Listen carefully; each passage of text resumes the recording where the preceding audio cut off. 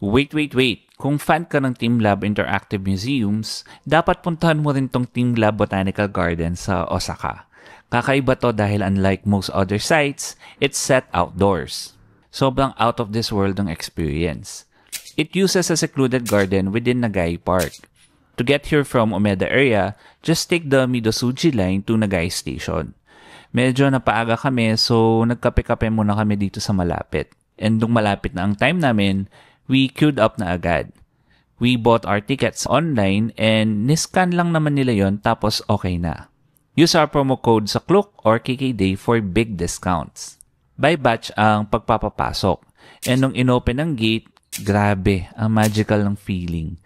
Autumn nun, so makulay na talaga ang mga puno. Pero mas pack na pack pa dahil sa mga ilaw na well-coordinated na para bang minamaligno ka na.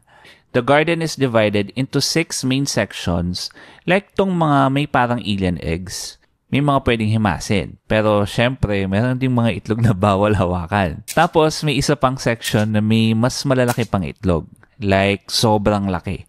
Mayayakap mo na. And ang mga itlog na to, both malaki and maliit, umiilaw-ilaw. Gabi talaga ang mga itlog na to. Favorite part ay ito na may stick of light na parang espiritu. Tapos gumagala-gala sa mga puno. Kung movie to, di ko sure kung sci-fi or horror. Si Yosh naman, dito naaliw sa parang mga higanting colorful straw na lulupasay tapos biglang tatayo.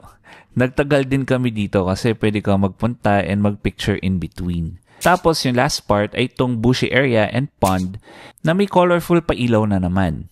Nakaka-hypnotize. Sobrang lamig lang talaga kasi nga pa-winter na rin nun and gabi. Pero fun pa rin talaga. And worth it. Again, use our promo code ThePoorTravelerCloak for up to 300 pesos off. Or kung sa KKday naman, TPTKK10 for up to 550 pesos off. You can also use our Klook code on hotels. And follow for more travel tips.